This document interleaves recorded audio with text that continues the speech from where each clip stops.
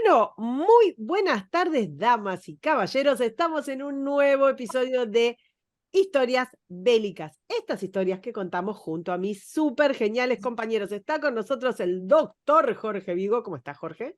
Muy bien, acá en las playas poniéndome un poco de bloqueador solar. Sí, es importante. Es importante sobre todo eso. Y está con nosotros el señor Guillermo Laferrier, también doctor, ¿no? No, no, doctor, no, De doctor, no. gurí. Tengo una maestría nada más, pero no, soy un pibe de barrio, de Paraná. Estoy acá embarcando en el sur de Inglaterra con la brigada de Lord Lovat, un tipo piola. Está, está perfecto. Bueno, ¿les parecerá raro? Esta es la primera batalla que hicimos cuando empezamos esto, cuando no sabíamos ni cómo armarlo. Lo hicimos en un space, se nos cortaba, se escuchaba como la mona, nunca lo grabamos. Así que vamos a volver a hacerla, pero es un montón, digamos. Vamos a hacer hoy como los prolegómenos.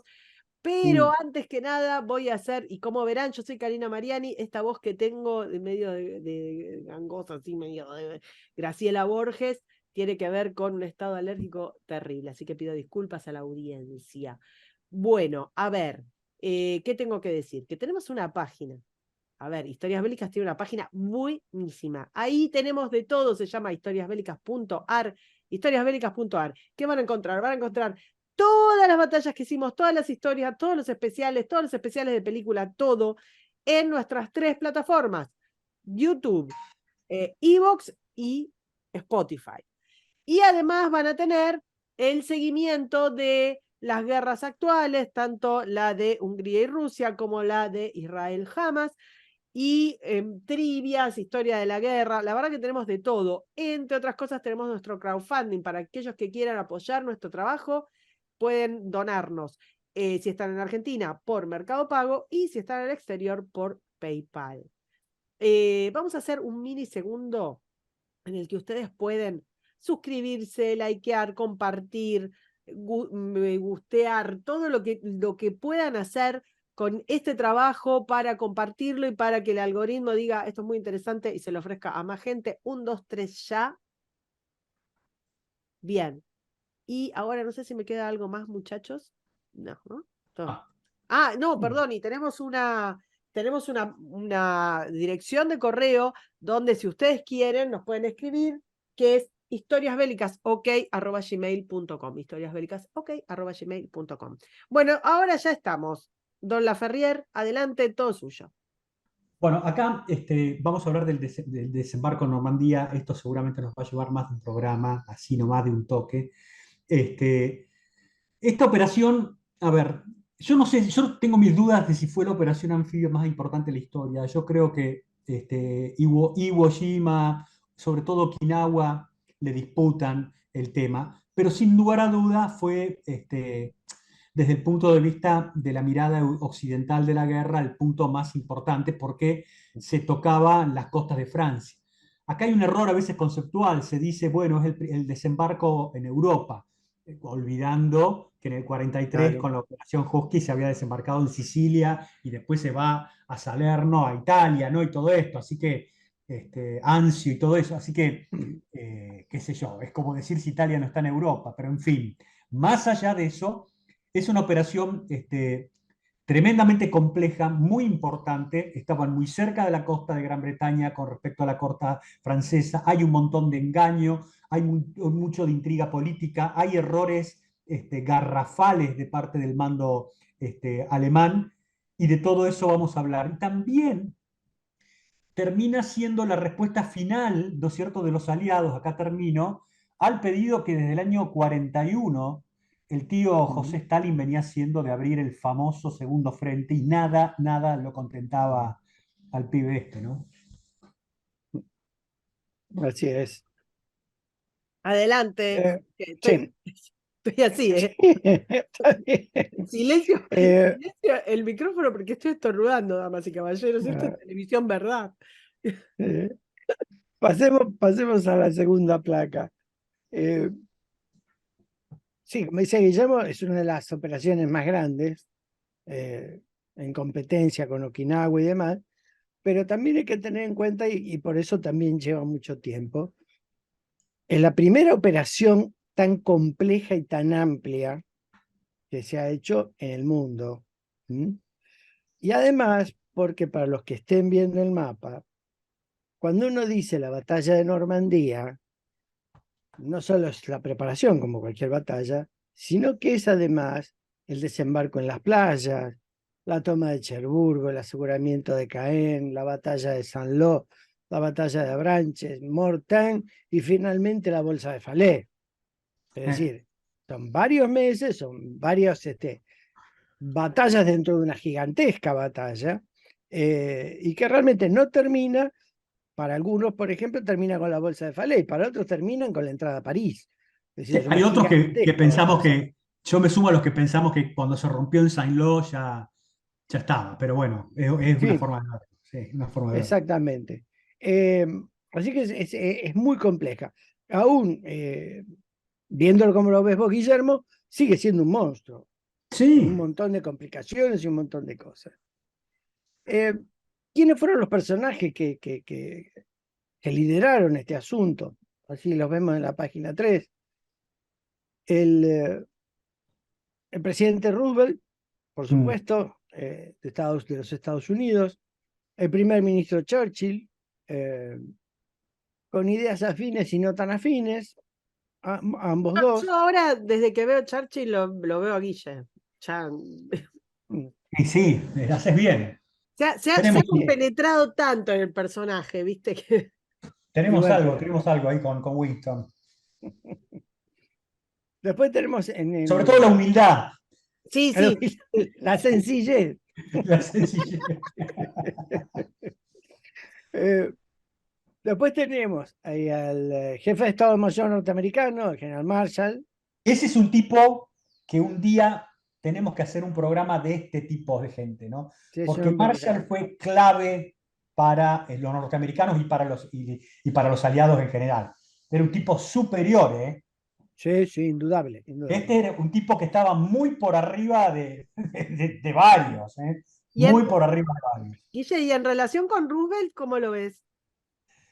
¿A Roosevelt, a la relación con Marshall o a Roosevelt? No, a Roosevelt me encantaría escuchar tu opinión, la mía es muy No, mala. Roosevelt yo creo que fue decisivo. Creo que era un zorro políticamente, era una anguila inasible, ¿no es cierto? Pero yo creo que el tipo leyó con propiedad, ¿no es cierto?, el ánimo del pueblo americano de no ir a la guerra y que no había forma de empeñarse. Se empeñó todo lo posible ante los pedidos de Churchill. Más no podía ser. Más no podía ser. ¿Qué querés que te diga? Ok. Porque iba a perder Sí. y era un político. Eh, No se me ocurre otra cosa. Perdón que Y, interrumpí. No, no, pero la relación con Marshall, bueno, hay ah, bastante. con Marshall sí, no que a ver, yo no diría Roosevelt solamente con Marshall, Roosevelt con todos los grandes capitostes, como por ejemplo con Nimitz, MacArthur. con Nimitz o con el supremo Douglas MacArthur. Él Sí. escuchaba, dejaba hacer, solamente se metía si algo realmente le hacía mucho ruido. Yo creo que en ese sentido era mucho más prudente que Winston, mucho más prudente. Perdón, Eh, Jorge, te interrumpimos. no, el equivalente de Marshall en Inglaterra es el general Broke, Alan Broke. Sí. Eh, Una no a víctima de nivel de, Winston. sí, no a nivel de Marshall, pero un muy buen jefe de Estado Mayor. Eh, Porque Jefe de cumplió Estado con, Mayor Imperial se llamaba, sí, ¿no? claro, que cumplió con todas las expectativas y fue muy prolijo en sus asesoramientos y en seguir la guerra y demás. Y después tenemos los jefes de guerra y los planeadores, digamos, que no son los planeros, sino los que hacen planes, quiero decir, Ah, ¿no? Eh, Estos laburaban para cobrar el morlaco. Exactamente. El general Eisenhower, que va a ser el comandante de todas las fuerzas aliadas en Tipo que no Europa, tenía experiencia de guerra. no, pero era, alguien lo llamó alguna vez un administrador de la guerra, Exactamente. Pero la Primera Guerra Mundial, ese la pasó entrenando tropas en Estados Unidos, Estados Unidos, pero sí. no cruzó. No Nunca vi cruzó. un tiro, sí, sí, No. pero era un profesional, aunque no hubiese Sí, no, estudiado, era excelente. Era era bárbaro. excelente. Después lo tenemos del lado inglés, al general Montgomery, Viejo conocido del conocido programa. por todos. Sí. Y, el general Morgan, del que vamos a hablar, que es una, no sé decir es un olvidado o es alguien del que poca gente habla y fue un hombre fundamental en toda la operación. Sí.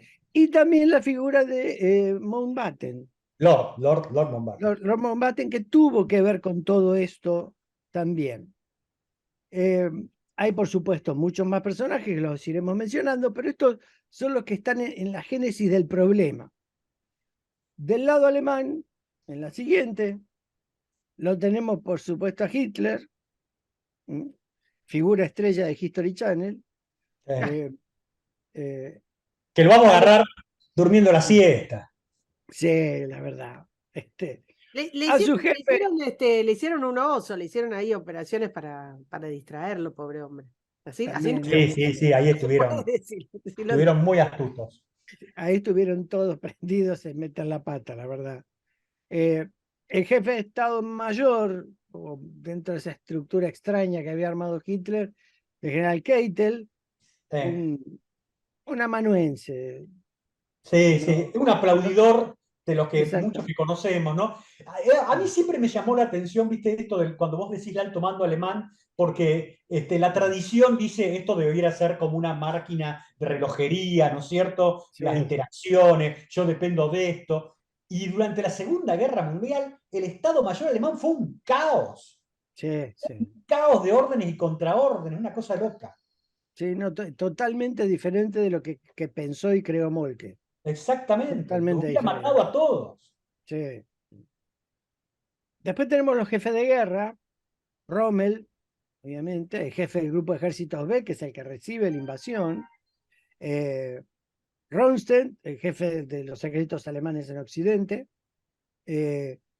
Rommel, un brillante táctico, no tan buen logístico. Operacionalmente, no, coincido. Queda un poquito corto, un poco corto. Está sobrevaluado, porque la gente lo considera Sí. a Rommel no el super general, y era Sí. un super general táctico.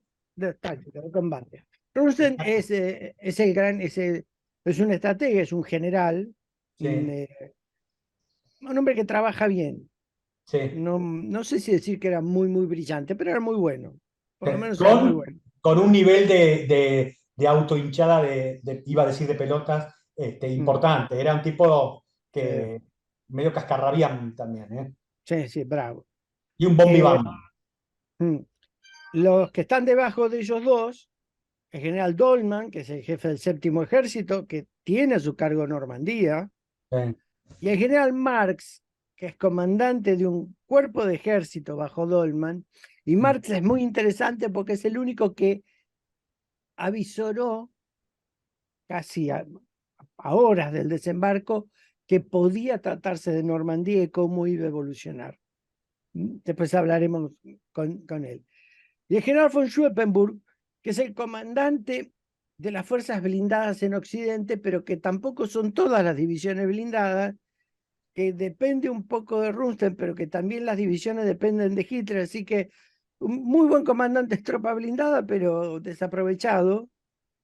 Apenas, sí, lo que sí se dedicó mucho fue por lo menos a mantener el nivel de entrenamiento, de instrucción de la tropa, y tenerla en estado permanente, pero realmente tampoco pudo lucirse mucho. Y el almirante Canaris, el jefe de la Abwehr, Este es es otra persona inasible. que... Sí. Este no, es personaje, indefinible. sí, eso es una cosa rara, una cosa rara. Es porque era el jefe, sobrevivió muchos años como jefe de inteligencia alemana y Sí. realmente trabajaba mitad para Alemania y mitad para el enemigo. No, Sí, una cosa, hoy se discute a Canaris, che. sí, Hoy no sí, hay un juicio cierto de para quién jugaba este pibe. sí, no está claro, no está claro. Vamos a hacer un Y es que, programa de Canari, de la Sí, inteligencia sí, alemana, porque y hay muchos episodios que son jugosos. eh. Decile a Abdul que lo anote. Decile que Lo tengo, hicimos un revestimiento en la pileta y me quedaron algunas cosas, escúchame, pero te vamos bueno, a hacer el plan motosierra, Guille, te vamos a cortar los víveres, ¿no? bueno, lo tengo con un plan.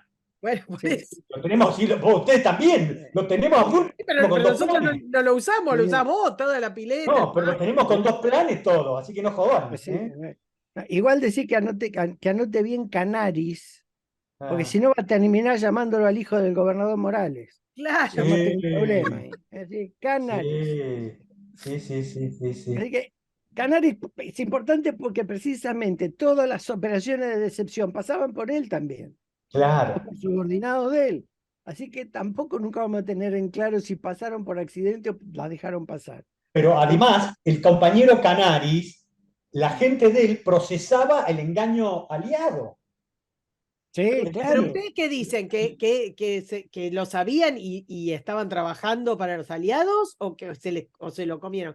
Las operaciones de puede excepción, ser, bueno, las explíquenlo dos ustedes, cosas. pero las operaciones de excepción fueron todas las que les hicieron antes, todos los osos que les hicieron antes para distraerlos, mientras estaban armando Normandía, pero digo, son muchas, es como raro, ¿no? Toda esa inteligencia se la comió.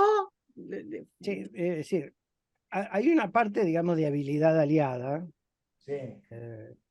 pero también hay alguna parte de, como decía Villamarcén, hay una gran sospecha sobre Canaris, no solo en estas últimas operaciones, sino en muchas otras durante la guerra, donde no está claro para qué lado estaba jugando. Porque además hay una cosa, ¿no es cierto? Si vos te fijás, si vos dijeras, el Reino Unido está separado 500 kilómetros de la costa francesa, entonces vos decís, bueno, tenés dificultades para obtener información. Pero estaban ahí nomás. Y, Sí.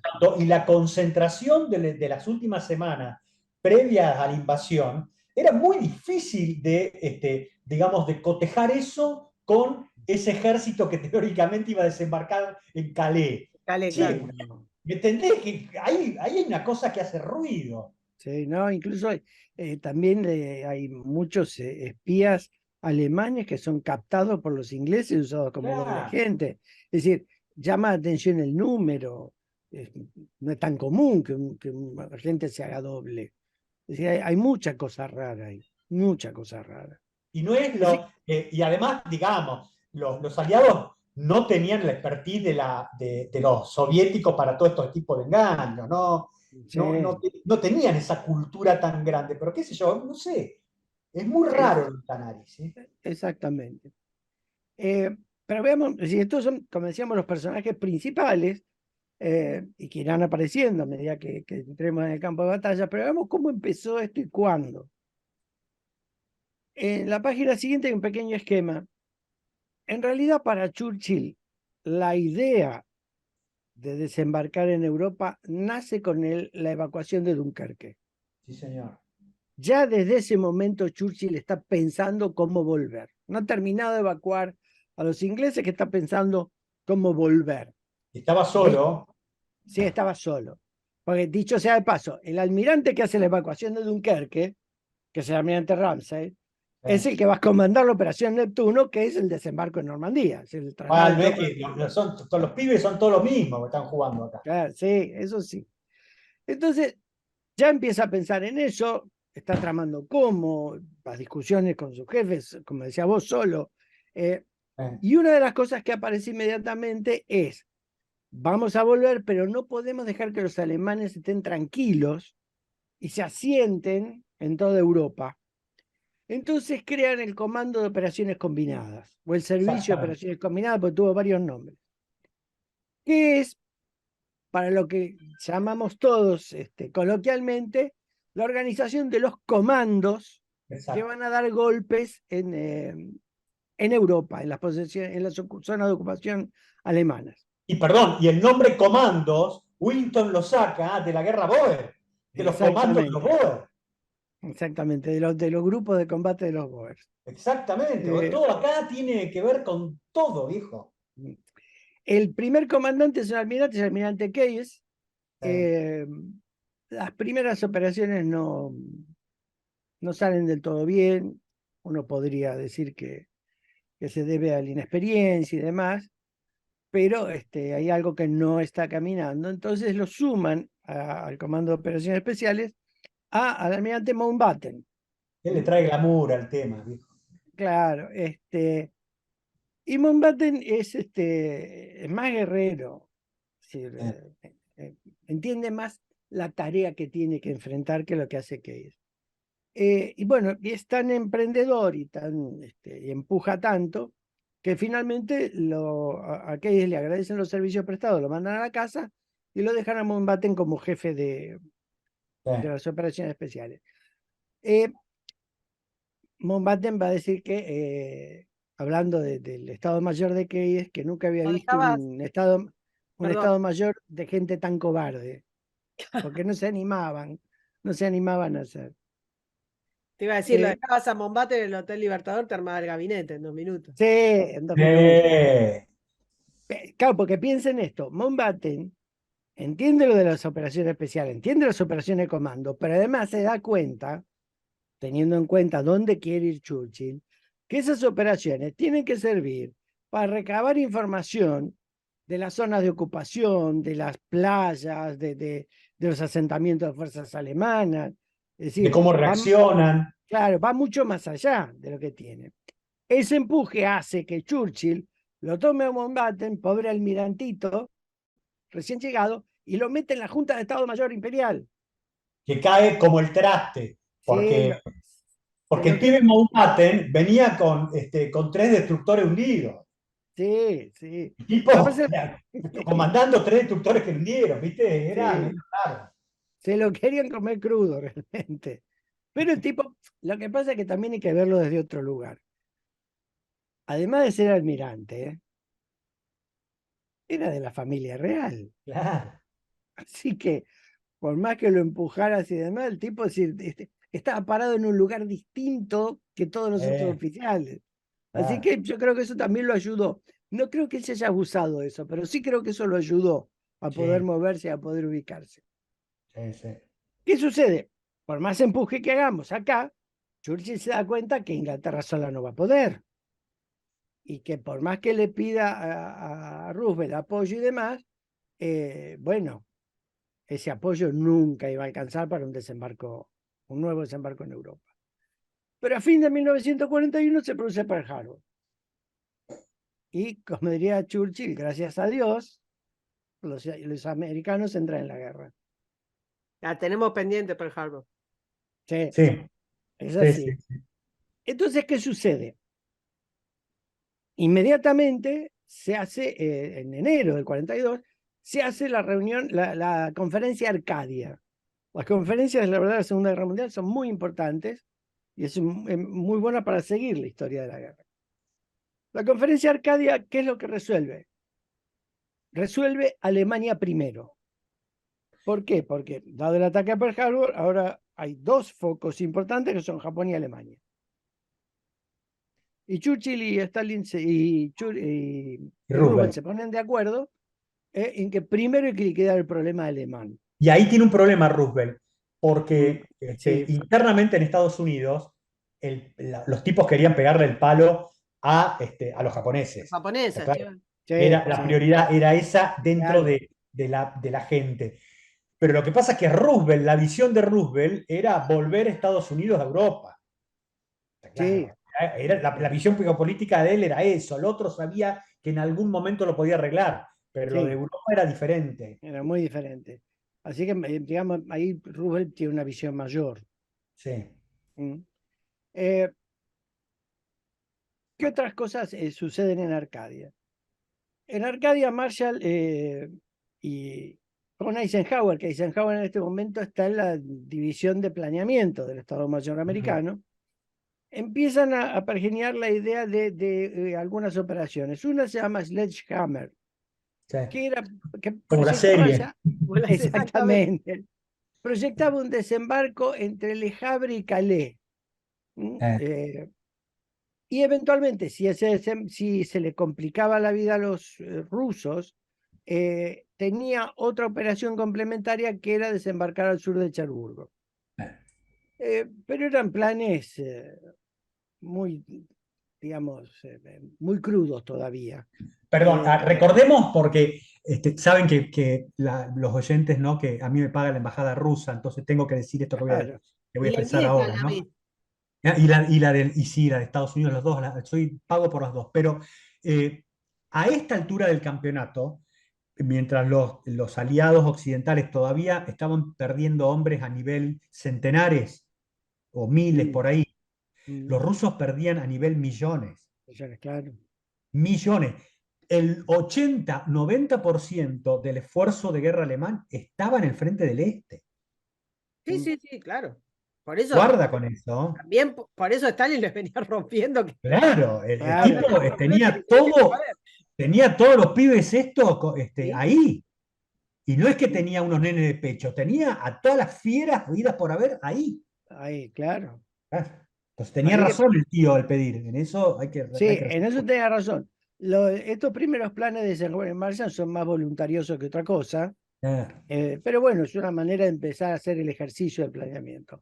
Más interesantes fueron los otros dos planes, que fueron Bolero y Roundup, que, para resumirlo muy sencillamente, implicaba la acumulación de tropas americanas en Inglaterra. Y esos son planes que se fueron cumpliendo con el tiempo. Mientras tanto, en la misma conferencia, Churchill desliza otra operación que primero se llamó Gymnast y que después se va a transformar en Operación Torch, que es el desembarco en el norte de África, para resolver el problema de las fuerzas africanas en esa región.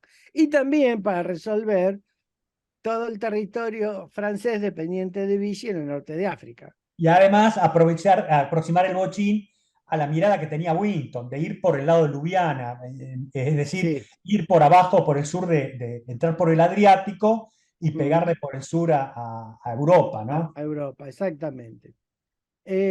Así que de todos estos planes que empiezan un poco fríos, algunos se van a ir cumpliendo. ¿Qué otra cosa sucede en 1942? Mountbatten, hablando con el comandante de las fuerzas canadienses, se les ocurre a ambos intentar un desembarco en el 42. Esto es un desastre. ¿Qué tenemos que hacerlo? Sí, hay que hacerlo también. En el planeamiento intervino Montgomery, cosa que muchas veces no se cuenta, tal vez para dejarlo bien parado. Y eso se va a transformar en el desembarco de Dieppe, en Bélgica.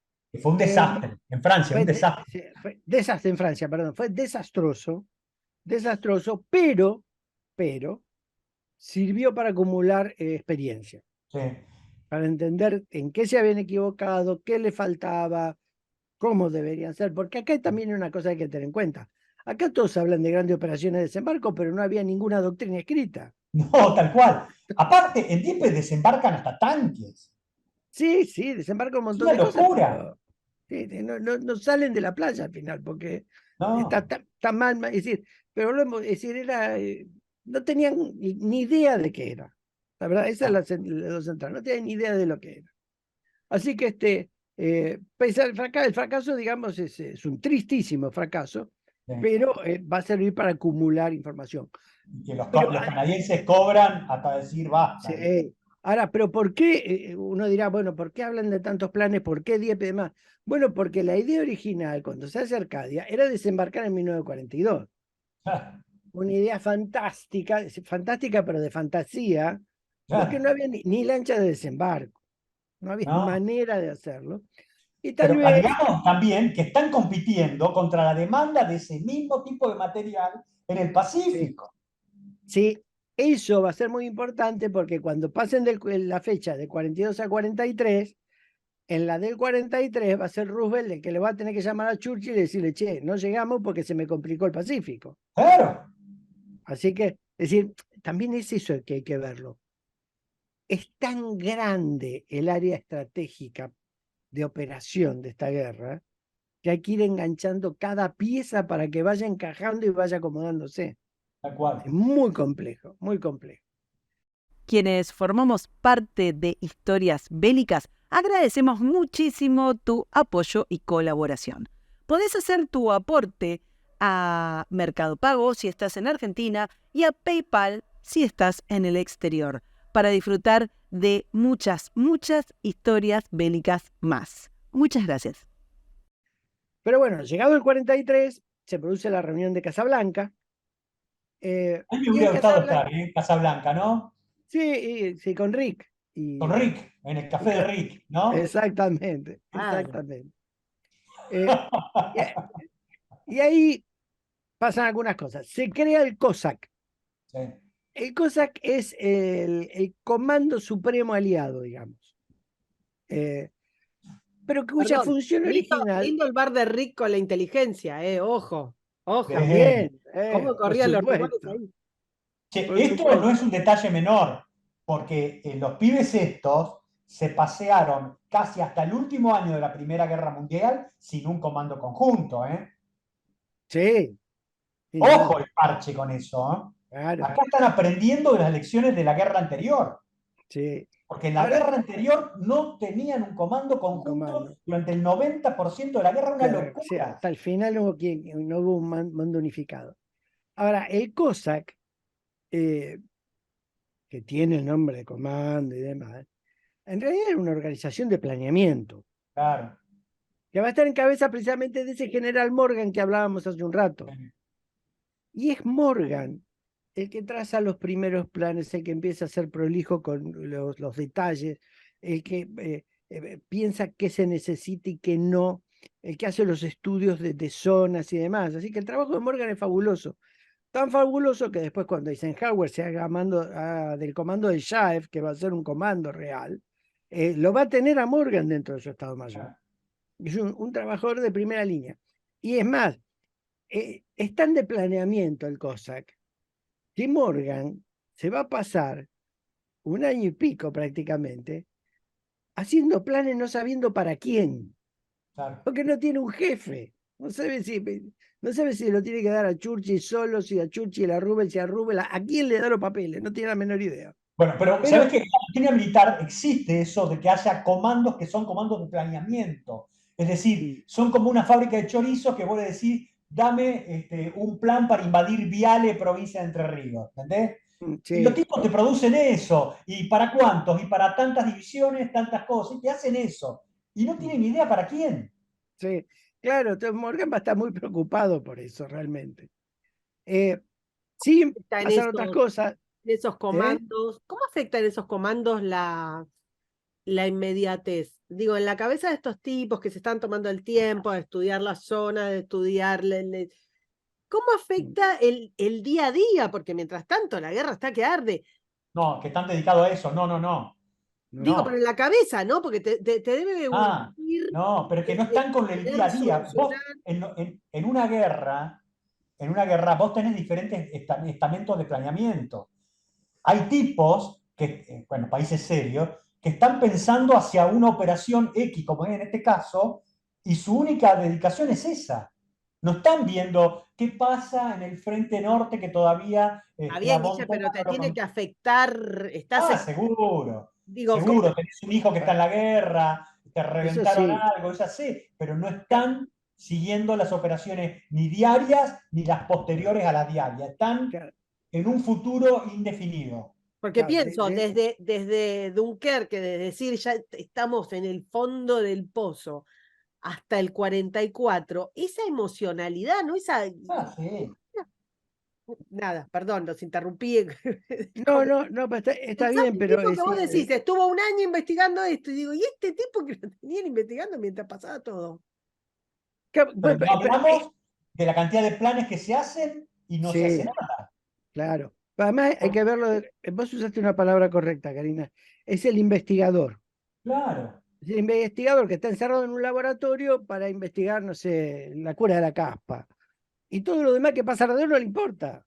tal Está cual. dedicado a eso. Esa es la oficina de planeamiento. Tiene que hacer eso.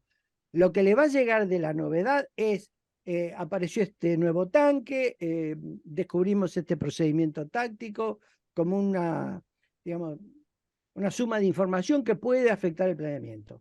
Pero nada más, muy Se ve que técnico te eso. vas a tener, en vez de, qué sé yo, 3 flotas de bombardeo, a haber 5 flotas en el caso de que se hiciera. Sí, Planificarlo así, ¿entendés? claro, Bueno, claro, ok. exactamente.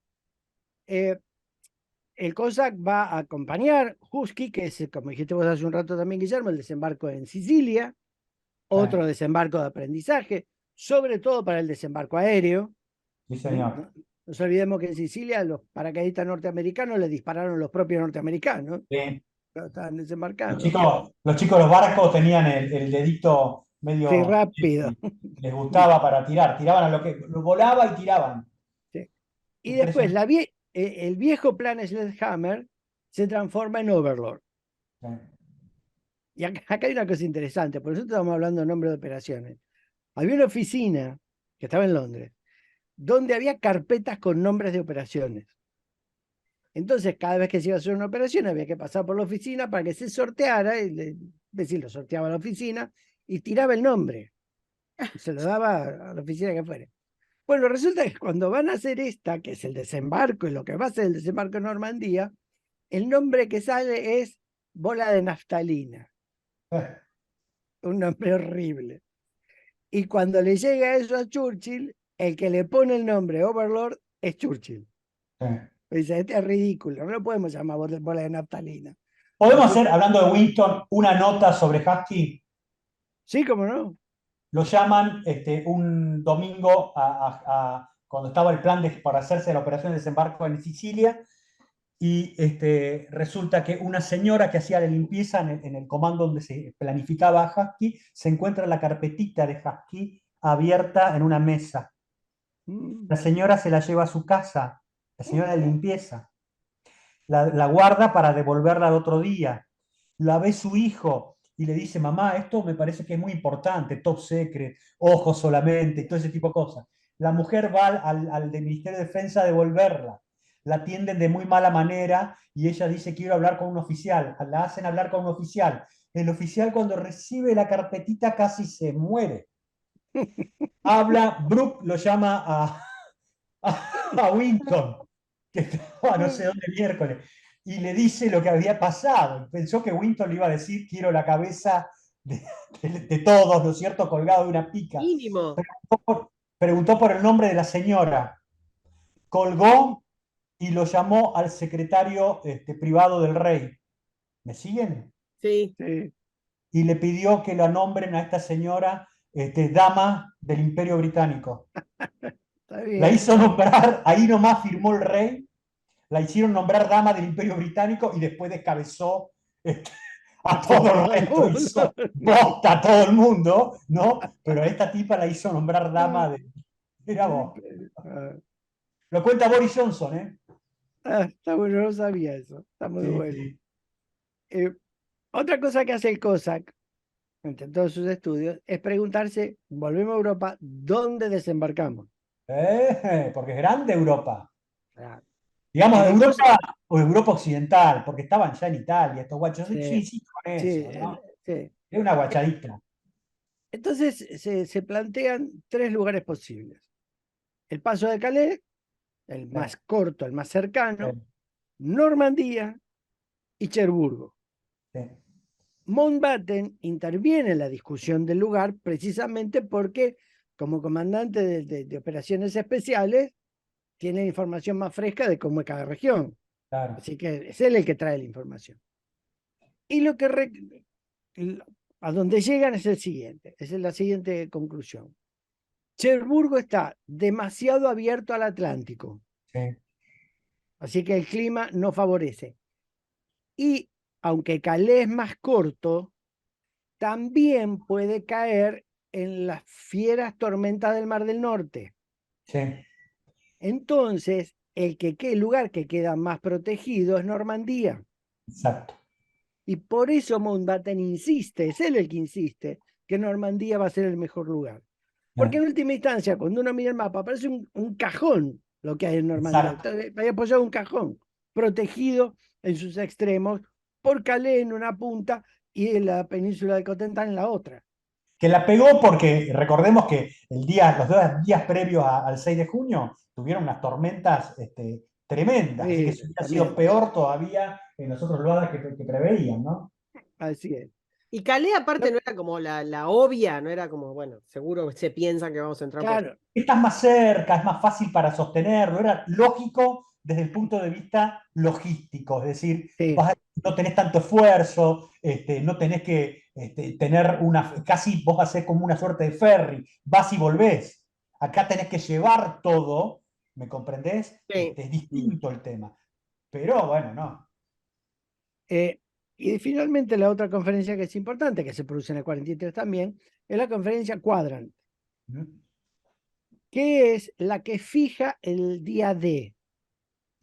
Después de este cambio que dijimos, que Roosevelt le pide a Churchill, porque no llegan con las barcazas entre Europa y el Pacífico, hay que volver a formular una fecha y se elige el 1 de mayo del 44. Che, Quadrant es en Irán, ¿no? Creo que sí. Quadrant En Irán. es la anterior al Cairo, me parece. Es la posterior, no. El Allá Cairo es anterior. Quadrant Conference, ya digo, ya te digo. Sí, pues se me mezclan. Pues tenés el Cairo, después tenés Teherán. Sí. Hay que Iban a hacer una en Bursaco, pero no sé Bueno, por qué. En pues Quebec, no, no, estoy viendo, estoy buscando. Quebec Conference. eh, En Quebec, che. Mirá vos, Quadrant. Cuadro, no ¿no? puede ser. No puede ser. No, Quebec no, tiene No, que no, ser. no. Quadrant Conference World War II. Pará. Sí, Ok, ya te digo. se me escapa. Sí, la de Bursaco la suspendieron por los motochorros. Sí, no, Obvio. déjame de joder, dijeron los tipos, loco. Dijeron, una cosa es ir a la guerra y otra cosa Otra es ir cosa, al conurbano. exactamente, No. exactamente. Eh, mientras buscar eso, Quebec, sí, che. Sí, sí, Quebec, bueno, Quebec. la segunda de Quebec es entonces. Ajá. Entonces, ¿Qué otras manos? ¿ves? ¿Qué Se otras fija la fecha, pero además, para esta altura, no solo tenían la experiencia de Torch como desembarco, ¿no? Torch, Poschi en Sicilia, Salerno, Sí. en breve van a tener Anzio. Es decir, se estaba acumulando información para generar una doctrina uniforme para un desembarco. Sí. Se estaba construyendo la operación. Y todo eso, para los que están viendo la imagen, el desembarco no va a ser el 19.444, eso Sí. es un error mío. Todo eso para atacar lo que se llamaba el muro del Atlántico, la muralla del Atlántico, que es el nombre ostentoso que le dio Hitler a la defensa que iba desde el Golfo de Vizcaya hasta el norte de Noruega, y que no era una muralla, sino que era un montón de lugares más o Esto menos. me hace acordar, viste, a las obras ¿cómo se llama el tipo este del contratista de Santa Cruz? ¿Cómo era? Don Baez. De Don Baez, ¿no es cierto? Unos nombres rimbombantes y era una Sí, truchada, el muro sí, del Atlántico, una truchada. nada. Así que ya estamos ahí, después vamos a discutir, es decir, sabemos dónde van a desembarcar, después vamos a ver qué pasa en el cómo, pero lo que hay que hacer ahora es nombrar a los jefes. Y Te la regalo. sí, eso tiene sus idas y vueltas. En la página siguiente tenemos a los personajes que van a jugar acá. Son todas primadonas. Sí, el general Marshall quería ir él, obviamente, jefe de Estado Mayor americano. Y Roosevelt estaba de acuerdo, porque consideraba que era como darle un premio por el esfuerzo de guerra que había hecho. Stimson estaba de acuerdo con Churchill, pero se le van a cruzar tres personajes. En realidad un cuarto que después lo voy a mencionar. El almirante King, el almirante Leahy, Era el comandante de operaciones navales, o sea, el jefe de Estado Mayor de la Armada de Estados Unidos. claro, y finalmente el general Pershing, el Vuelta a la vida. generalísimo, claro, el generalísimo de la Primera Guerra Mundial. Y los tres lo que dicen es que el trabajo de Marshall como jefe de Estado Mayor es tan perfecto, tan útil, tan correcto, que no se lo puede sacar de ahí. Claro. Porque Pershing le dice, va a ser un error garrafal, le dice a Roosevelt. No lo haga porque va a ser un desastre. Con lo cual, sí, con lo cual todas las ilusiones de Marshall se caen. Y el que queda es Eisenhower, que ya ha comandado las fuerzas en Torch, siempre como comandante supremo, que están en el sur del Mediterráneo. Es decir, es el general de más prestigio y más experiencia para el tipo de cargo que necesita. Sí, y sobre todo es bueno el tipo para elegir choferes. Sí, sí, la chica esta tan simpática, tan gauchita, dirían en el barrio, ¿no? Gauchito. Exactamente. Y ahí se... Digo, ¿qué vamos a hacer? Es la realidad. Pórtense bien. Mami que se la banque, ¿qué le vas a hacer? Sí, mami. Y Eisenhower tiene un jefe de Estado Mayor, que lo lleva con él obviamente, que es el general Bill Smith, Un capo. un capo, un tipo bárbaro, Sí, bárbaro, ideal para trabajar con él. Y sí. después tiene que elegir al comandante terrestre americano De y, lo, acá. y le elige a Bradley. Yo la verdad tengo que reconocer mi torpeza o mi ignorancia. No encontré en ningún lado, nunca, alguien que explique por qué lo eligen a Bradley. Porque estaba ahí, qué sé yo, ¿viste? Sí, Ya venían parece que... laburando. Es decir, yo siempre lo asocio a Juan José Paso. Sí. Vos viste que cuando uno estudia Argentina, uno estudia y dice, bueno, la primera junta, el triunvirato, aquel congreso, y siempre el secretario es Paso, ¿está ahí? Sí. Bueno, parece eso, el tipo está ahí. No sabemos para qué. Sí, es una suerte de figuretti con buena Sí, prensa, sí, nada más, nada nada más. más. Nada más. Lo que pasa es que sí, lo respaldaba Marshall también, pero era un inútil, la verdad. Un inútil al cubo. Pero con eso va formándose. Del lado inglés, también tenemos un pequeño ir y venir. Broke, el jefe de Estado Mayor Imperial, también quería. Sí, claro. Pero también está en una posición similar a la de Marshall. Está demasiado pegado a la función. Sí. Entonces no es recomendable sacarlo. Pero los ingleses tienen dos candidatos ahora. Alexander y Montgomery. Que A mí, son... Alexander, ¿qué querés que te diga? A mí me cae simpático. ¿Qué querés que te diga? Bueno, sí, simpático, sí, pero nada más. La verdad que Pero tenía un glamour, un porte, el loco. sí, Esas bueno. chaquetas con cuero de oveja Sí, y las botas largas, qué sé yo, era un dandy el loco. Alexander hubiese estado bien para hacer la película del desembarco en Normandía. Y no Sí, para el comando de desembarco. coincido. Tiene el Claro, physique du rol de un artista de Hollywood. sí. El Es una es suerte de decir, David Niven. claro, exactamente.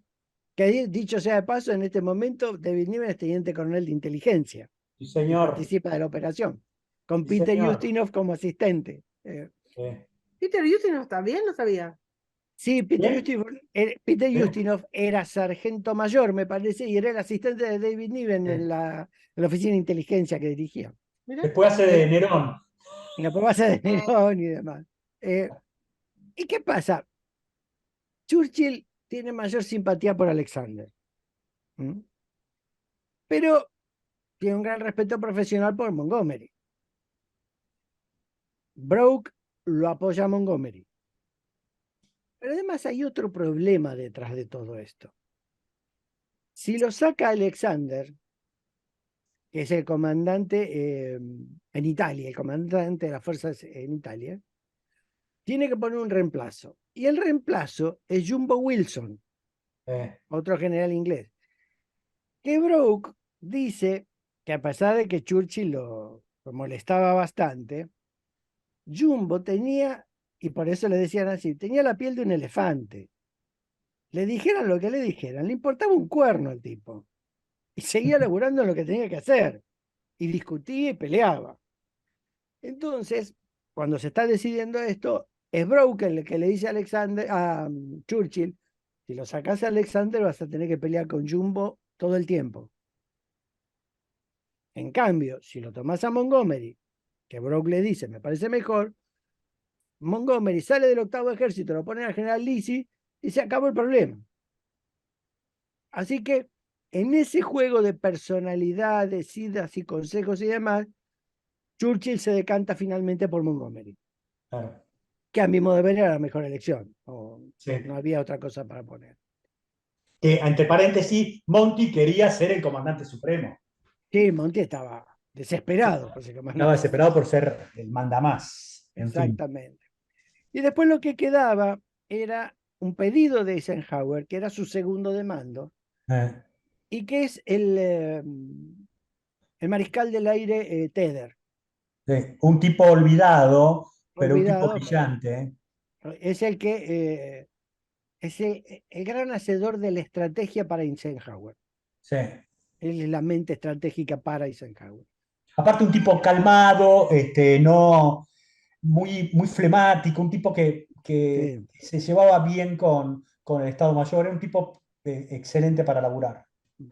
La verdad que era muy bueno. El único problema que tiene Churchill es que si lo saca a Tedder del Comando Aéreo del Mediterráneo, lo tiene que dejar al general Spaatz, que es un general norteamericano. A quien Churchill bien lo calificaba de estúpido, que era bastante. Lo van a resolver nombrando a Spaatz comandante de la Fuerza de Bombardeo Estratégico La octava, Americana ¿no? en Inglaterra, sí, con lo que realmente ni molesta el tipo, porque las operaciones aéreas se hacían, en ese nivel se hacían automáticamente, si no, Sí. nadie las discutía mucho. Así que logramos que Tedder vaya al JAEF junto con Eisenhower. Después quedan los comandantes aéreos y naval. Y le va a corresponder a los ingleses. Al almirante Ramsay, el viejo comandante de Dunkerque, y al mariscal del aire Lee Mallory, que es el jefe de la fuerza de cazas durante la batalla de Inglaterra. Sí. Es decir, acá hay una elección de experiencia territorial, Sí. digamos. Es decir, conocían la casa. Tanto así que el segundo comandante Ramsay, que es un almirante norteamericano que se me escapa el nombre ahora, era más antiguo que Ramsay.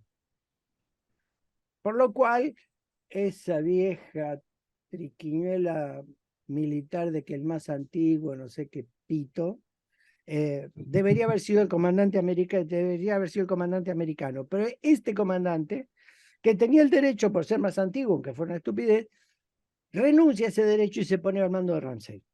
Sí. Así que la verdad que una actitud muy noble del almirante.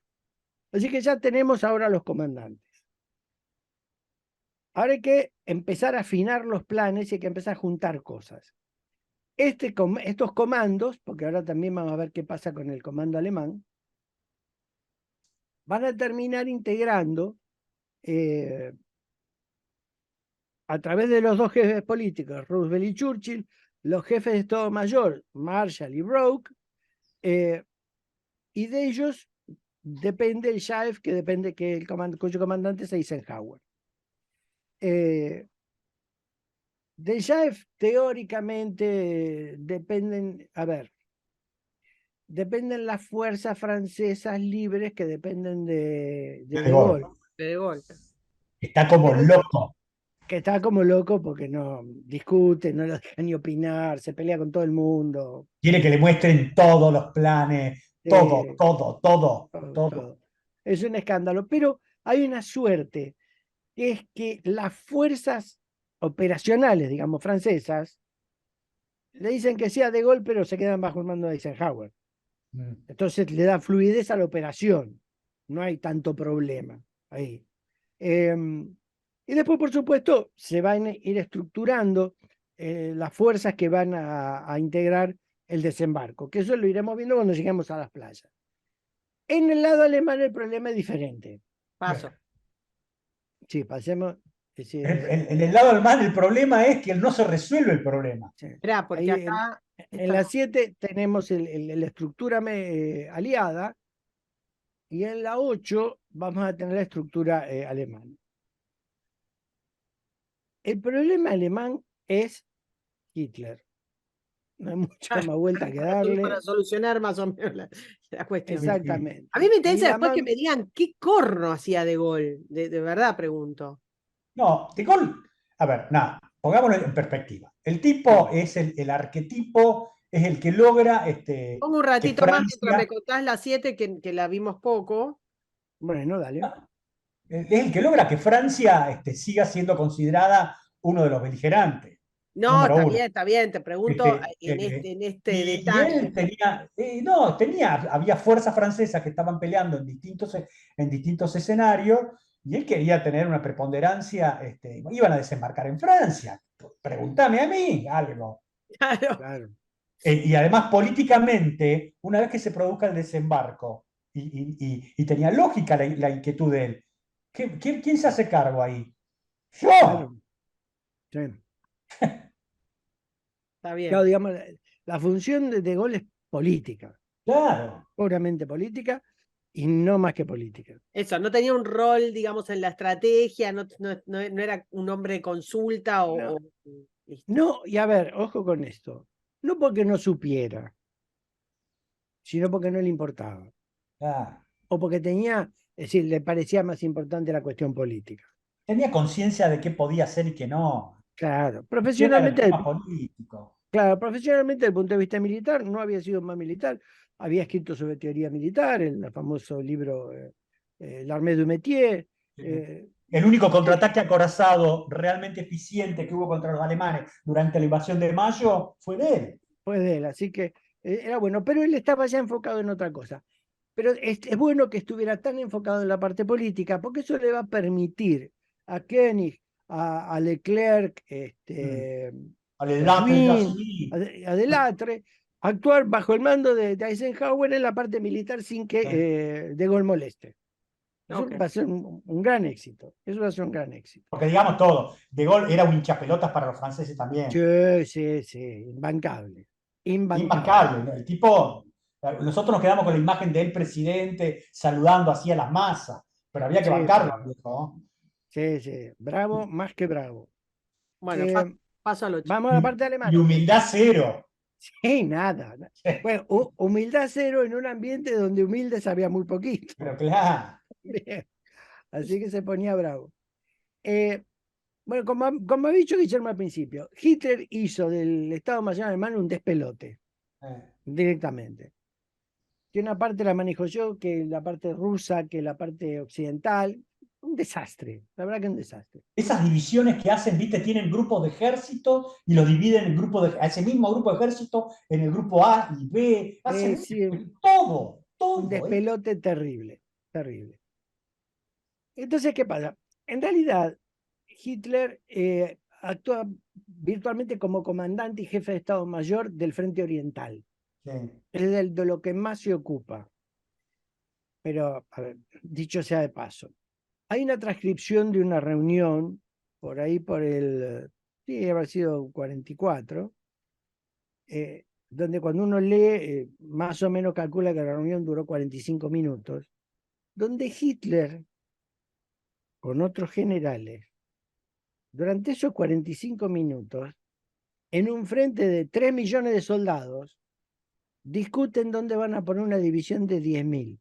No, es ridículo todo. Y los otros generales, chupamedias de él, viste, Exactamente. tolerando que el diletante le dijera todo. Sí, así que Es una vergüenza. desastroso, desastroso. ¿Qué pasa? Después de que Rommel abandona África, va a estar menos de un mes en el comando de las fuerzas en Italia y lo destinan al llamado Grupo Ejércitos B en Francia.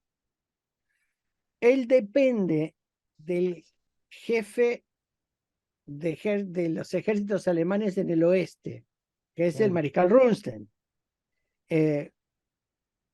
Yo diría que más que si se llevaban mal o bien, no se llevaban. No. Nada más. Pero aparte tenían concepciones militares diferentes, eran dos tipos que no podían encajar. Uno tenía una mirada estratégica u operacional, el otro no Sí, podía salir de ser un táctico y no hablaban idiomas diferentes. así es. Entonces, no se van a poner de acuerdo de ninguna manera. Esto de no se van a poner de acuerdo lleva a idas y venidas a Berlín. Porque hay algo que hay que tener en cuenta. Los mariscales alemanes tienen una ventaja, que es un derecho, que es que pueden pedir audiencia directa con Hitler en cualquier circunstancia, en cualquier momento. Y en el ejército alemán no se considera una falta ética que un subordinado vaya a hablar con el jefe de su jefe. Así que hay muchas idas y venidas, hay muchas reuniones alrededor de qué hacemos acá en Francia. El punto clave de todo esto va a ser cómo nos defendemos. Sí. ¿Y cómo usamos la reserva blindada?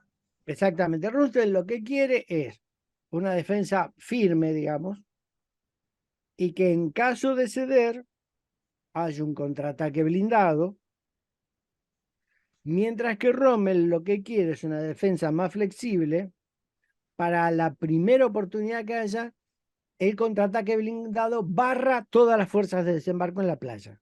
Claro, la diferencia está en que Rommel quiere los blindados bien relativamente cerca de la playa, porque con su experiencia del norte de África, el tipo sabía que el dominio, si vos tenés el dominio del aire, cosa que no, las mentes de las almas bellas argentas no entienden, si vos tenés el dominio del aire, mover los tanques es complicadito. Entonces, por eso el tipo decía, los tengo cerca de la playa y puedo pegar de inmediato. Roosevelt eso no lo veía. Exactamente. ¿Cómo se va a ir resolviendo el problema? El problema lo vamos a resolver nombrando además un jefe del grupo blindado del oeste, que es este famoso general Schweppenburg. Entonces ya empiezan a estar las divisiones blindadas repartidas en la estructura de mando. Pero como si esto fuera poco, empiezan a discutir, bueno, si las pedimos, ¿cuál es la cadena de mando que hay que mover? Y le preguntan a Guderian, que en este momento es el inspector de fuerzas blindadas. Y Guderian no está de acuerdo con Rommel. Y no cree que Rommel deba tener el mando directo de la fuerza blindada. Digámoslo de esta manera. Guderian también era un jodido. Sí, era un jodido. A mí me parece que hay un tema de envidia o no sé qué cosa, porque Sí. a Guderian no se le pudo haber escapado en lo que planteaba Rommel. Sí. No, pero, Yo no entiendo esto, sinceramente sí, pero, no entiendo. no, pero cuando uno va leyendo las memorias de él, Sí. se nota un poco el carácter de joder un poco la situación. Guderian en realidad se pega mucho al régimen, ¿no? Sí, y empieza a tomar el discurso del más alto mando y todo ese tipo de cosas. Bueno, no nos olvidemos que Guderian vivía a las afueras de Berlín en una casa quinta enorme que se le había pagado el partido. Ah, pero todos estos pibes, porque todos estos pibes recibían guita del gobierno para a comprar su montones. libertad. Ese es el tema. A mí cuando me corren con el tema, no, nuestra educación prusiana hace que debamos obedecer al jefe. No, minga, había guita, loco, tarasca. No, exactamente. Sí, bueno, igual estos ya estaban fuera de la educación prusiana, se han venido al Pero cuadro. tal cual. Así es. Entonces, de tantas idas y venidas y discusiones y reuniones con Hitler, Hitler dice, bueno, va, terminemos acá. Las fuerzas blindadas van a estar concentradas a retaguardia, cerca de París, si bien adentro del territorio. Le van a dejar a Rommel una división blindada. Nada. Y el que va a determinar, es decir, digamos, si Rommel las pide, se las tiene que pedir a Rundstedt. Y Rundstedt, antes de decirle a von Schweppenburg que mueva las tropas, tiene que hablar con Hitler para que Hitler lo autorice a que se muevan las tropas. Y después te dicen que el Estado Mayor alemán es como un reloj suizo. Sí, roto. Sí, roto. ¿De qué me hablan, viejo? Sí, no, un desastre. Todo esto va a complicar la batalla para los alemanes permanentemente.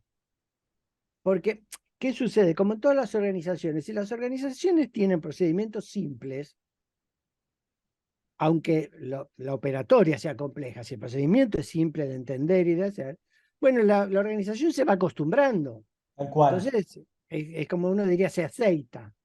Ahora, si los procedimientos no son simples, son complejos, y además no son habituales, porque esto no era habitual, bueno, nadie sabe a quién pedirle nada, ni a quién obedecer, ni qué hacer.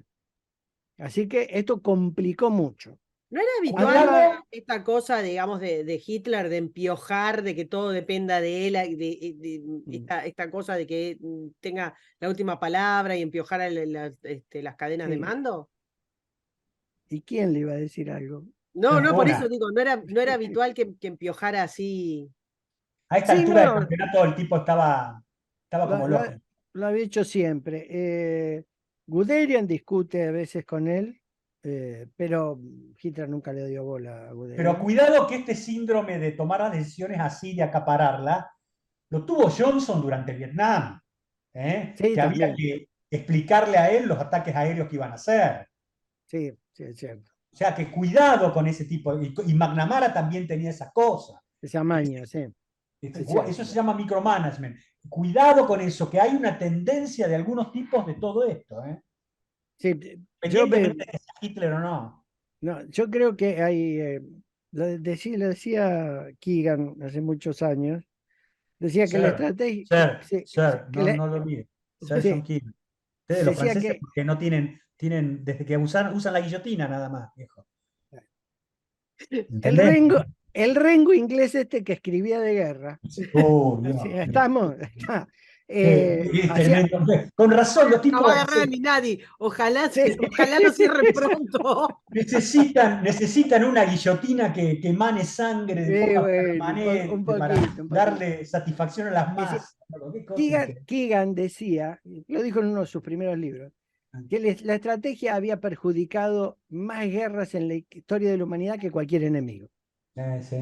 Y yo creo que estas idas y venidas de jefes políticos que empiezan a meterse donde no se tienen que meter, es porque creen que ellos hacen estrategia y en su mente son pequeños Napoleones o pequeños Sí. Alejandros y Siempre empiezan a delegar. Che, ¿Puedes tenía comportarte la Ferrier? mi estatura, che, Napoleón, tampoco Bueno, se hoy la llama. voy a ver, che, esta tarde la voy a ver acá. Ah, la vas a ir a ver. Sí, Yo señor. todavía, Pero yo todavía no, voy con un cuadro del Duque, por las dudas. no, yo todavía no me animo porque me parece que va a ser un bodrio. Pero bueno, No. y me parece que es cierto eso que dice Keegan, que crea en la mente del político una posición fantasiosa que no tiene. Sí, Me parece que un poco debe ser eso, no lo único, obviamente. Así que tenemos un comando aliado que con complejidades se fue armando y, digamos, dejó lo complejo atrás, sí. y un comando alemán que se armó complejo y quedó complejo. No hubo nada más para hacer. Digamos que el comando aliado no eran 4 o 5 tipos, eran miles de No, personas eran miles de luchando para tipos. eso. Bueno, ese es el mérito, todo este tiempo que nos llevó a explicar desde cómo empezaron, es explicar específicamente el mérito de la coordinación de toda esa gente. Es que sí, vos tenés tipos que están dedicados a estudiar solamente el terreno de las playas, Claro. el peso que pueden soportar, Sí, las mareas. y eso va a ser un problema cuando elijan Omaha. Claro. Sí. Pero acá hay mucha gente trabajando. Ese pequeño cosa que manejaba Morgan, ahora es un monstruo que genera montones de planes, de operaciones, y ya no en teoría, sino planes que se van a ir aplicando. Así que es mucho más complejo. El mamotreto de la orden de operaciones de Overlord tiene más de 5.000 páginas. Sí. Es un monstruo. Es más, hay una operación, yo ahora no recuerdo bien el nombre, que es la que se dedica a acomodar los documentos del plan de Normandía. Claro. Solamente para juntar los papeles. Pero tal Es una cual. operación. Sí. Claro, es una cosa gigantesca. Y es una cosa. La verdad, esa frase que dice Patton en la película, la guerra. Sí, la guerra es la empresa humana más grande de la humanidad. Y acá se ve. Acá se ve. Pero acá pensemos que no hay computadoras, digamos, sí estaban con las computadoras en brecha y toda esa historia, pero no había computadoras laburando para estos tipos. Acá había que, para procesar la información a mano, todo se escribía, el tema de que no se te escapara la información, preservar el secreto, un despelote esto. Y para tener una idea de eso, en la placa siguiente, yo junté no las operaciones principales, sino las accesorias. Bueno, hay dos que son principales, sino las accesorias. Claro. Todas las de engaño que se hicieron, que a su vez tienen suboperaciones. Sí. De todas estas, de las decepciones, la más famosa es Fortitude, que es la creación del ejército fantasma de Patton. Pero todas las otras. Bodyguard también es conocido. Bodyguard también. Claro, pues que implican falsos desembarcos, falsos movimientos de tropas, movimientos de documentación, paseos de oficiales importantes para que los fotografíen y salgan en todos los diarios. Es complejísimo. El ocultamiento Sí. de los asentamientos de las fuerzas. Los de los ensayos, oficiales, de los mueren muchos soldados en los ensayos. ¿eh? Claro, terrible. Lo de los ensayos, hay ensayos que son mortales, como vos decís, mortales. Y hay ensayos permanentes que se van cumpliendo y demás. Es decir, entonces la idea de esta imagen, cuando la vean, es, si esto es lo accesorio, imaginen todas las operaciones principales que hay. Tal cual. Es una monstruosidad el trabajo que se ha hecho. No, y además, vos pensás solamente en un detalle, ¿no es cierto? Que a veces se olvida. La carga de la flota. La carga de la flota con la carga que vas a desembarcar, ¿no es cierto? Se hace al revés. Claro. Para que ustedes entiendan. Los buques se cargan, ¿no es cierto? Lo último que va a desembarcar va primero, va último, ¿me entienden? Sí. Para que pueda estar disponible el momento ese. Quiere decir que vos tenés que haber planificado las cosas sin haberte equivocado, porque si te equivocás tenés todo en el buque 537 en la cuarta fila, 30 millas atrás. Exactamente. Es una locura esto. No, piensen en esto. Creo que fue en la Segunda Guerra del Golfo. Los americanos desembarcaron las computadoras y las impresoras y los papeles venían 20 barcos más atrás. Tal cual. Así que no podían imprimir nada. En la Primera Guerra del Golfo, en su libro, el general Schwarzkopf, me hace acordar a Milani, no sé por qué, pero el general Schwarzkopf cuenta que cuando ellos llegan a Riad, que establecen el comando operacional ahí, se dan cuenta que los equipos de comunicaciones de las Fuerzas Armadas no eran compatibles. ¿Me entiendes lo que les estoy diciendo? Estamos hablando de Estados Unidos 1990. Increíble. ¿Eh? Increíble. Empecemos a pensar en qué momento cortamos y seguimos la semana que viene, porque estamos como recién largando y ya llevamos un rato largo. La gente va a quedar cenar. No, yo diría que lo que podríamos hacer, si les parece, es marcar las cosas que acompañaron, que hubo que crear, que hubo que desarrollar, y que es muy breve, pues son 3 placas, creo, y dejarlo ahí para poder las próximas entrar ya en el plan de la operación directamente y las operaciones. Dale, ¿Me dale. parece? Listo. Entonces, cuando uno dice, bueno, todas estas operaciones, uno se empieza a preguntar qué hacían. Entonces, en la placa siguiente hay algo de qué hacían. Las operaciones de engaño, una de las más famosas, la de los tanques de goma, los tanques inflados, tanques, camiones, tiendas de campaña y demás, para crear esos ejércitos fantasmas. No estaban los drones que se avivaban. No, pero había vuelos de la Pero Luftwaffe. había vuelos, No, claro. Y tenías que moverlos porque no ibas a dejarlos ahí nomás. Tenías que aplastar el terrenito donde habían estado esos tanques también. Claro. Sí, se hacía hasta el mínimo detalle. Esto era terrible. Hacían como la huella, ¿no?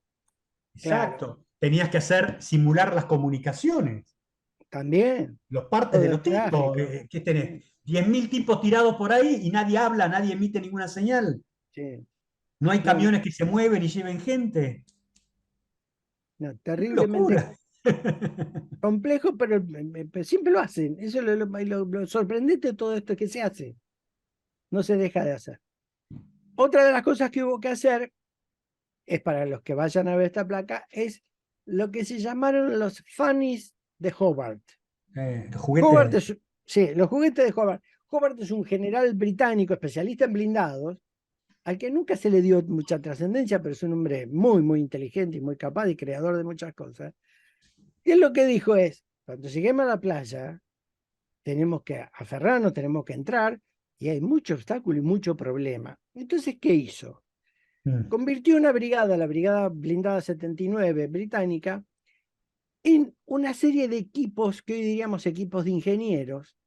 Entonces creó, por ejemplo, un tanque que en vez de un cañón común tuviera una especie de mortero pesado para que largara bombas a corta distancia y directamente sobre los blancos en la playa. Una vez que el Las tanque fortificaciones, por ejemplo. llegara a una fortificación, una posición fuerte y demás. Crearon también lo que se llaman los tanques DD, los Duplex Drive, que son Sí. unos tanques Sherman que tienen una pantalla que se levanta y tienen la parte trasera unas hélices porque el tanque con esa pantalla logra flotar. Sí. Hay Entonces, algo de eso que se ve en Salvando a Ryan, creo que se ve algo de eso. No me se acuerdo. ve Digo. alguno, se ve alguno. Eso después cuando hablemos de cómo operaban y qué Sí. hicieron los ingleses americanos, hablaremos. Se lanzaban lo más cerca posible de la playa, pero entonces, claro, había una unidad de fuego móvil en la playa rápidamente. Después, por supuesto, los Crab. Los Crab son ese tipo de tanques barreminas, los que Sí. llevan el rodillo de cadenas adelante y a veces algunos llevan como una especie de arado Eso para se ve ahora remover con la guerra, en la campaña israelí en Gaza, se ve. también. Y después llevaban, por ejemplo, después llevaban tanques lanzallamas desde ya. Y acá hay dos modelos de Churchill. Uno que lleva por delante un rodillo en el que está enroscada una estera, una Que no alfombra es papel ligera. higiénico, ¿eh? No es papel Claro. higiénico. ¿Por qué? Porque si la arena era blanda con la estera, eso permitía que los vehículos pudieran moverse sin atascarse. Así que el tanque iba adelante y iba sembrando la alfombra. Para los Y vehículos que después, vienen atrás, rueda. claro, y después otro modelo que llevaba unos grandes fardos redondos y anchos de pastos y paja para rellenar las eventuales zanjas o fosos que pudiera haber en la playa. Eso no era nuevo, ya se usó en la Primera Guerra, ¿te acordás? Con los tanques Que, claro, los que Mark I llevaban eso ya. llevaban. Claro. Y después, por supuesto, los tanques portapuentes de Sí. distintos modelos y demás, y algunas otras locuras que se hicieron que no servían para nada y que no llegaron a construirse. Es decir, había dos que eran muy famosos, que era un tanque Matilda, que llevaba adelante una gigantesca caja de explosivos para apoyar en la supuesta muralla del Atlántico, como si fuera una pared. Y otro que era una rueda que tenía 2,5 metros, impulsada por cohetes, y que Sí. también tenía explosivos. Ahí, si lo buscan en YouTube van a encontrar, la rueda giraba para cualquier lado, era un escándalo, una porquería. Y Pero después esto, estaban los puentes Mulberry que se le ocurrió y apoyar a después uno. los Mulberry, que ahora los vamos a ver. Así que todas estas cosas van a ser tremendamente útiles y se van a usar nada más que del lado inglés. Sí. Hay que reconocer, acá los ingleses, para mí los ingleses son los que cumplen la mejor función en Normandía. Y algo ven los pibes. Claro. ¿Y por qué querían hacer todo esto? Porque en la placa siguiente vemos todos los obstáculos que hay. Quienes formamos parte de Historias Bélicas, agradecemos muchísimo tu apoyo y colaboración. Podés hacer tu aporte a Mercado Pago si estás en Argentina y a PayPal si estás en el exterior, para disfrutar de muchas, muchas historias bélicas más. Muchas gracias. Hay estacas con minas puestas debajo de la marea. Es decir, cuando la marea baja las ves, pero cuando la marea está alta no las ves. Si venís con una lancha te clavas ahí. Estacas de distinto tipo, es decir, de un solo brazo, de dos brazos, lo que se llamaban las puertas belgas, que eran unas rejas móviles que si se venía una lancha se enganchaba en esa reja y no podía seguir, se quedaba como clavada. Y tengan en cuenta que si se quedan fijos en la playa frente a las bases de fuego alemanas, No, está muerto. ¿Esto Después, lo plantan o es parte del muro del Atlántico? Parte del muro del Atlántico. claro, esto es Cuando parte del llega muro. Rommel, el muro ya Eso. estaba, digamos, y Rommel empieza a perfeccionar. Claro. Y Sí, eso, va a sumar- perdón, pero por un tema de, no sé, de guita y de empeño de personas. Las personas eran dos manos de obra esclava. Sí, bueno, está bien, pero igual, ¿cuánto necesita? ¿Es largo el muro del Miles. Atlántico? No es la Miles. franja, no es la zanja alcina que. No, no, miles, Pensa- miles de Pensar una cosa. trabajadores. En la costa de Normandía y aledaños, Rommel sembró 1,5 millones de minas. Impresionante, es impresionante. Además de todos estos artefactos que se le agregaron también, para reforzar lo que había. Es decir, es un trabajo gigantesco. A A veces, eso sumale que las tropas que están en la costa, si son serias, ellas mismas hacen, por ejemplo, colocan estacas con las distintas distancias que ellos saben, bueno, esa estaca, si el enemigo está cerca de eso, está a 200 metros. Si está esto, tanto. Calibran ya, saben, marcan en sus posiciones. Si yo me pongo en este lugar, en este ángulo, cruzo con la línea de fuego del otro. Eso se llama, es un laburo que se hace también. Claro, eso, es decir, se utilizan esos obstáculos para medir los campos de fuego.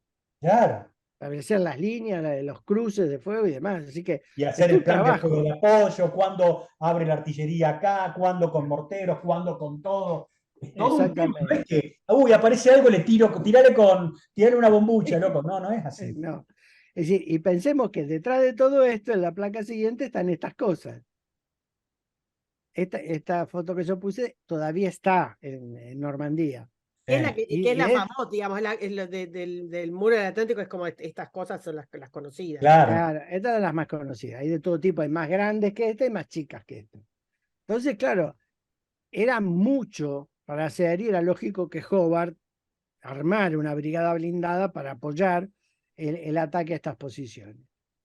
Y el otro elemento en el que también trabajaron, el que también se le ocurrió a los ingleses, era el que mencionaba Guillermo recién, que es el famoso Mulberry. ¿El Mulberry qué era? Era un puerto artificial. En realidad eran 4, me parece. Sí, 3 o 4. ¿Qué consistía? En buques que se iban a hundir para formar el rompeolas.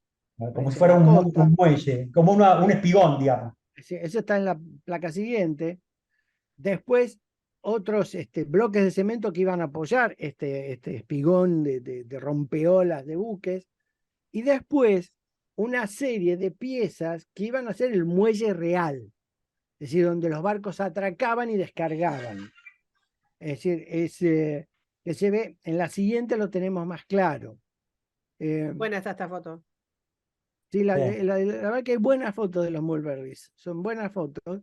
Ahí se ven más claros como... Claro. Acá están, a la derecha están los muelles, donde pueden subir y bajar los vehículos, cargas y demás. Y a la izquierda se ven los grandes puertos armados, y que fueron fundamentales, porque piensen que en las primeras 24 horas, en las playas se juntaron más de 100.000 hombres.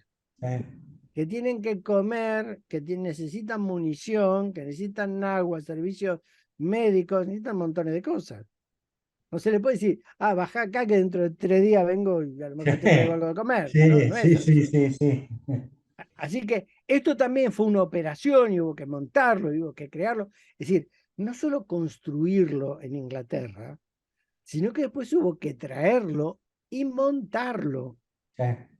Con las tropas terminando de asegurar las playas. O durante el aseguramiento de las playas. Así que es una operación altamente compleja.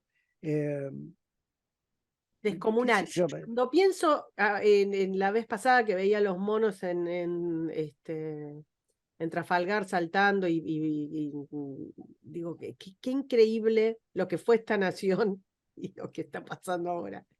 Qué increíble. Bueno, yo la verdad que... Perdón, Guille, te toqué el corazón, pero es que no puedo... No, está bien, pero no es cierto, es una vergüenza.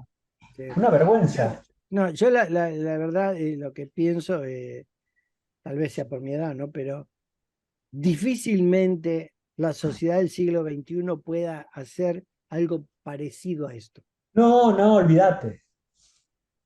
No está la voluntad, la inteligencia, el compromiso, no hay nada de eso. ¿Te imaginas todo el plan Overlord en lenguaje inclusivo? Sí, no. No, pero de verdad con hay perspectiva de género. De inteligencia, de destreza, de voluntad, de pulsión vital. Exactamente, sí. Y que al final te dé la aprobación de Greta para ver si, claro, a ver si le gusta el medio ambiente. Mira, sobre todo para una cosita, para los que no nos están escuchando por iVoox o por Spotify, si van a nuestra web, historiasbélicas.ar, ahí tenemos las imágenes de las que está hablando Jorge y demás. La que está en el ángulo inferior izquierdo, que tenés un pantallazo pero de lo monumental que estábamos hablando en una playa. Pero es que es tan gigante todo esto que venimos hablando y recién empezamos a planificar. Que nada, perdón la reflexión, pero es que no lo puedo creer. A veces No, no, la verdad que lo soñaron los ingleses y fue fantástico. Fantástico. Y no quiero echar leña al fuego, pero mientras los ingleses creaban estas cosas, los norteamericanos estaban en la estupidez, Sí. ¿verdad? Cada vez que los ingleses iban a ofrecerle algo nuevo y demás, los americanos decían, sí, bueno, no importa, dejarlo ahí, después lo veo. Y eso trajo consecuencias después. Trajo consecuencias. Ya Por eso, había, en Overlord ya estaba ese sentimiento de superioridad de los norteamericanos, ya estaba manifiesto. Ya de hecho, sí. de que estuviera el comandante supremo comandante aliado era un norteamericano, ya estaba. El Sí, tema ya que, era así, mm, y no había vuelta atrás en eso. sí, no, por eso yo creo que Normandía la hicieron los ingleses y la vendieron los norteamericanos. Sí, en realidad, al final del día, fueron más exitosos las tres playas británicas Sí, por que las supuesto, norteamericanas, ¿no es por cierto? A supuesto. pesar de que también los británicos se mandaron un cagadón con el tema de Con, que pensaban que en 24 horas se tomaron y se tomó en Ah, sí, semanas, ¿no es cierto? sí, Pero pero igual, los que recibieron estaban, el primer contraataque blindado sí, británico, los alemanes lo recibieron ellos. sí, sí, los que estaban aferrados y bien aferrados a las playas el primer día, al fin del primer día, fueron los británicos. Exacto. Los americanos estaban agarrados con las uñas, Es más, la divididos, operación separados. transportada británica fue menos, digamos, ¿cómo te podría decir? Fue mucho más exitosa que la Sí, norteamericana. Todo el tema muchísimo. del puente Pegaso, toda la operación esa, Sí, sí, no, no, todo, no, no fue todo. tan complicado. No, sí, fue mejor planeada, mejor entrenada y practicada, es decir, muchísimo mejor. Y después cuando veamos las operaciones vamos a ver los problemas norteamericanos en eso, que es Sí, escandaloso directamente. sí. Yo creo que, Perdón, sí, ¿decís que dejemos acá? yo diría, salvo que quieran dar los números generales, pero no creo que valga la pena en este No, está, momento. está medio frío ya hoy, ahora ahí al lado del mar, ahí. Aparte ya Sí, estaba en la costa francesa, a mí ya como me revuelve el estómago, no sé qué sé yo. Exactamente. Bueno, a ver, damas y caballeros, llegamos hasta acá. Ni siquiera sé si vamos a terminar en el próximo, pero en este seguramente que no. Espero que se hayan divertido, que lo hayan pasado bien, que hayan aprendido. Les recuerdo que si nos quieren escribir a historiasbélicasok@gmail.com, nuestra página historiasbélicas.ar. Vamos a dejar la placa final a todos nuestros donos porque les agradecemos mucho y se los reconocemos de esa manera. Y creo que no nos queda nada más. Nos vemos en la próxima. Hasta luego. nos vemos, Chau. suerte. Suscríbete, me gustealo, compartilo y nos vemos en la próxima. Muchas gracias.